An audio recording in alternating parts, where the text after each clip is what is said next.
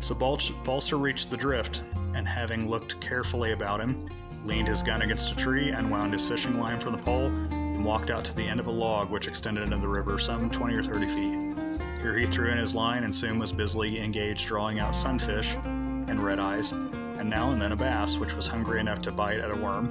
But all thought of the bear went out of his mind. After he had caught enough fish for a sumptuous dinner, he bethought him of going home, and as he turned towards the shore, imagine if you can his consternation when he saw upon the bank, quietly watching him, a huge black bear. If the wild cat had seemed as large as a cow to Balser, of what size do you suppose that bear appeared? A cow? An elephant? Surely was small compared with the huge black fellow standing upon the bank. It is true Balser had never seen an elephant, but his father had, and so had his friend Tom Fox, who had lived down the river, and they all agreed that an elephant was pert near as high as all outdoors. The bear had a peculiar, determined expression upon him that seemed to say, "That boy can't get away. He's out on the log where the water is deep, and if he jumps in the river, I can easily jump in after him and catch him before he can swim a dozen strokes. He'll have to come off the log in a short time, and then I'll proceed to devour him." About the same train of thought had been rapidly passing through Balser's mind. His gun was on the bank where he had left it, and in order for him to reach it, he would have to pass the bear. He dared not jump into the water, for any attempt to escape on his part would bring the bear upon him instantly. He was very much frightened, but after all, was a cool-headed little fellow for his age, so he concluded that he would not press matters, as the bear did not seem inclined to do so.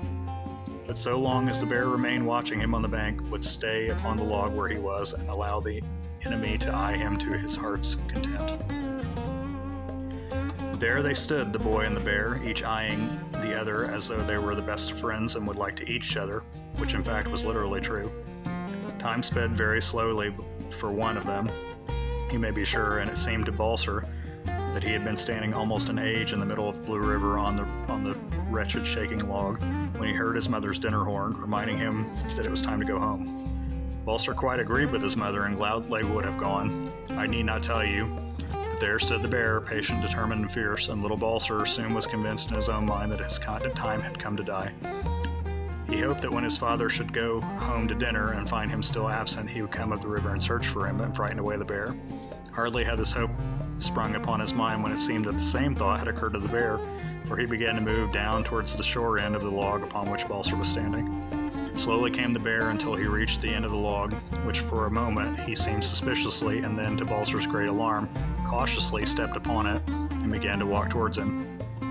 Balser thought of the folks at home and above all his baby sister, and when he felt he should never see them again, and that he would in all probability never know their fate, he began to grow heavy-hearted and was almost paralyzed with fear.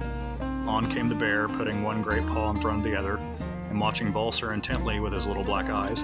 His tongue hung out, and his great red mouth was open to its widest, showing his sharp, long, glittering teeth that would soon be feasting on first-class boy dinner.